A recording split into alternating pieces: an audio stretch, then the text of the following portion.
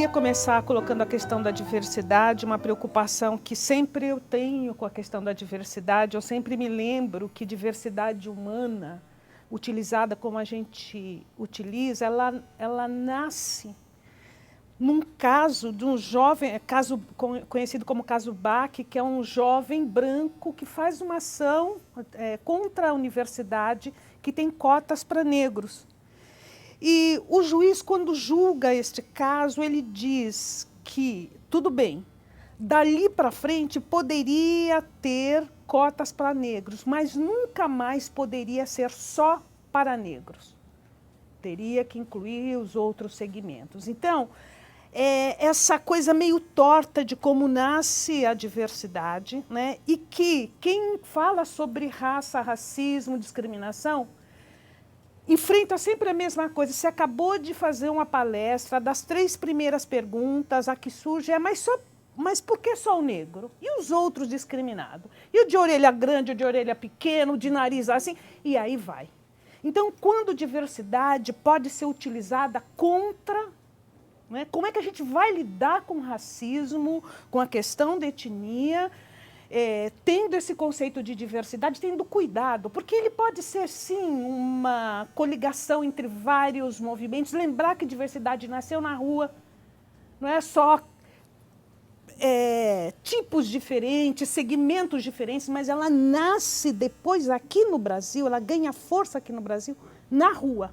As mulheres e os negros, particularmente, vocês podem acompanhar quando a diversidade aqui no Brasil começa a se colocar, é pelo movimento de negro, pelo movimento de mulheres. Isso é uma coisa super importante. Eu tenho dito isso nas empresas, porque nas empresas fica um pouco aquela ideia da diversidade de pensamentos, o preto, o indígena, o branco, isso, o jovem e tal. Como é que a gente tem que trazer a questão de raça e gênero como estruturante na questão da diversidade e como a gente, na nossa sociedade, recoloca, ressignifica essa questão. Eu acho que diversidade sempre tem que estar conectada com a questão da desigualdade, nesse sentido, não é? E a gente tem que se lembrar que diversidade é trazer o que estava na margem também. Não é só diferentes culturas, mas aquelas que foram excluídas, aquelas que foram marginalizadas, e por isso tem que ter um outro tratamento, né? Eu entendo fundamental discutir a questão da branquitude, da masculinidade, da heterossexualidade, entendendo o impacto delas também sobre crianças negras e brancas. Um impacto por exemplo, você tem uma mídia que é essencialmente controlada por brancos, né? Masculina, heterossexual. Qual é o significado disso para nossos filhos, para todos nós? Quer dizer, qualquer linha da psicologia que se preze não abre mão de pensar a formação da identidade considerando a convivência, considerando a relação que você estabelece com o seu corpo e com o seu grupo. Qual a relação que eu estabeleço com o meu corpo se meu corpo sempre aparece negativamente, deturpado ou nem aparece?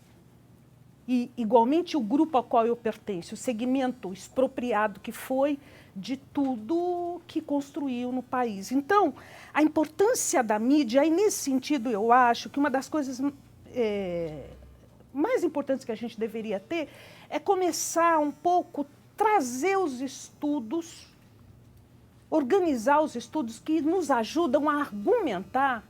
Inclusive, se nos jornais, um jornal, como Guilherme falou, ele tem o direito de ser branco, de ser dirigido a branco, então a gente vai ter que discutir isso. Se é assim, vamos ter que rediscutir isso. Quer dizer, o impacto que os jornais têm na formação das identidades das crianças negras, por um lado, e deturpar das crianças brancas, porque deturpa, a criança que chama de macaco negro está com a sua identidade entortada, está se achando, como se diz. Como é que você cria uma criança branca que fica se achando e uma criança negra que tem a sua identidade prejudicada, a sua autoestima? Então, como é que a gente vai lidar com isso, trazer essas questões, trazer isso para o judiciário? Eu acho que a gente tem que exercitar ontem o judiciário, trazer o judiciário com a gente, trazer o judiciário para conversar, ele tem que estar aqui debatendo com a gente, ajudando a pensar. Não necessariamente a gente quer botar as pessoas na cadeia, mas a gente quer pelo menos saber quais os direitos que a gente tem. Quais os direitos? Quer dizer, como é que o Ministério Público poderia estar aqui dizendo o que a gente poderia perguntar para os meios de comunicação? Porque se nós perguntamos aqui, eles não respondem, mas o Ministério Público eles têm um tempo para responder. Então vamos perguntar algumas coisas. Vamos começar a perguntar, por exemplo, quando você diz, tem pesquisa sim, elas não ganharam visibilidade. A pesquisa sobre a mídia, dados importantes, eles precisam ser apropriados e precisam ser disseminados, inclusive entre nós. O CERT mesmo fez uma pesquisa de quase 10 anos, terminou agora em 2008, com o Observatório Brasileiro de Mídia, sobre Folha, Estado, Globo, Isto É, Veja, e a gente tem um cenário branco. E a maneira como trabalham com cotas, como quando aparecem os editoriais, é 100% contra, não tem um debate contra e a favor. É só contra.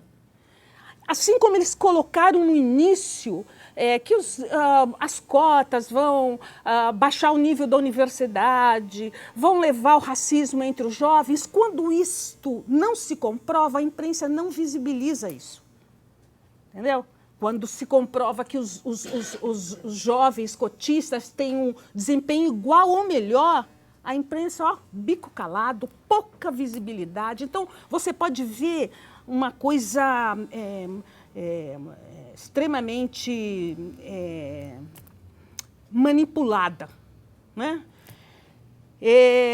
A frequência com que aparece o medo, que é uma coisa que a gente precisa discutir, por isso eu digo, precisa discutir branquitude, heterossexualidade, masculinidade, porque aparece o medo o tempo inteiro, o medo do racismo às avessas, discutir isso é trazer o racismo, quer dizer, como é que a gente pode trazer isso para o nosso debate? Como é que a gente pode ajudar as pessoas a compreender por que é que a mídia está lidando desta maneira? Quer dizer, onde é que ela quer chegar não é? Com esse tipo de abordagem ou não abordagem também, né? Quando silencia. Então, eu acho que a gente tem que trazer essa discussão para o nosso território, porque é discutir o sistema de privilégio.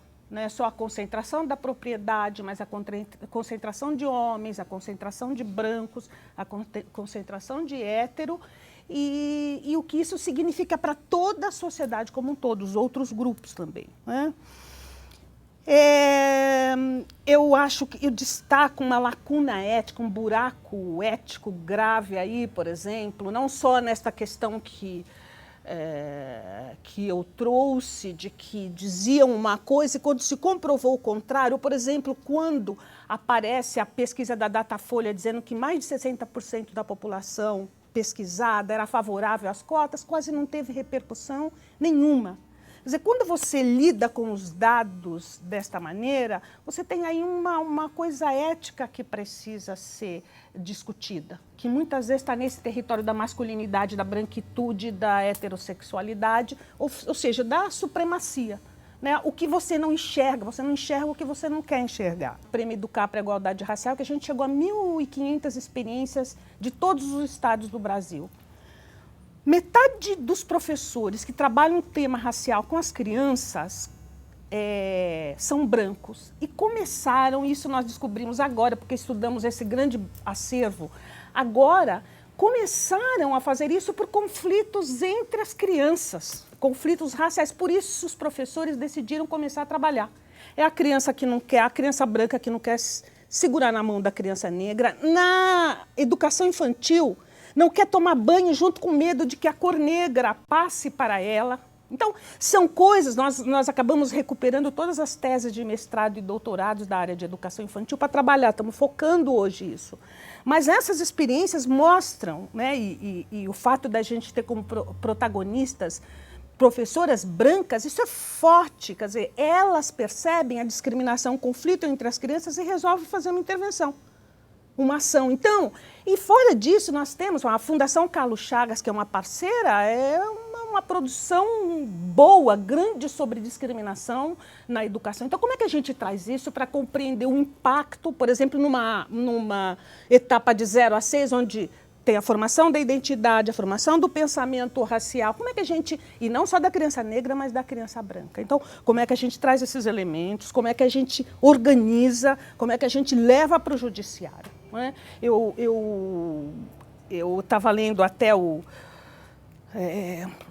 debate que teve recentemente, eu acho que foi o Comparato, que falou de uma ação que a gente tem para regulamentar o que tem sobre a comunicação na nossa Constituição, não é isso que está parada na OAB? Por que está parada? Vamos conversar com o Durso, é possível, o Durso senta para conversar, não senta, o que nós podemos fazer? Não pode ficar anos e anos uma coisa dessa parada lá. Então, como é que a gente podia, e eu queria propor aí, eu tenho muito orgulho de participar tão pouco, mas pelo menos o CERT está na Frente Paulista.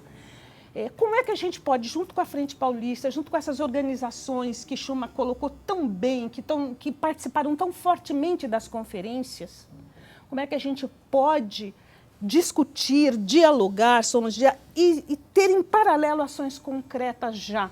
Esse é o momento, está tudo quente, está tudo acontecendo, a gente precisa fazer agora. Muito importante trazer para nós a discussão sobre branquitude, porque quando o Guilherme traz que uma das poucas áreas que a Andy não pôde pesquisar foi raça, essa é uma questão importante para a gente. É uma questão, por exemplo, como é que a gente traz para os nossos parceiros um olhar crítico para o seu próprio olhar. Quer dizer, ser branco não é ser transparente. Mesmo branco de esquerda, progressista, revolucionário, brancura não é transparência, é posicionamento, é jeito de explicar a realidade, é visão de mundo. Como é que a gente traz isso para os nossos parceiros brancos para olhar para si próprio e pensar, mas escuta, porque eu não olhei para isso, porque eu não olhei para aquilo, entendeu? Porque eu secundarizo sempre esta questão, porque no nosso debate, enfim, como é que a gente traz este tema para os nossos parceiros, os movimentos todos que vão estar conosco?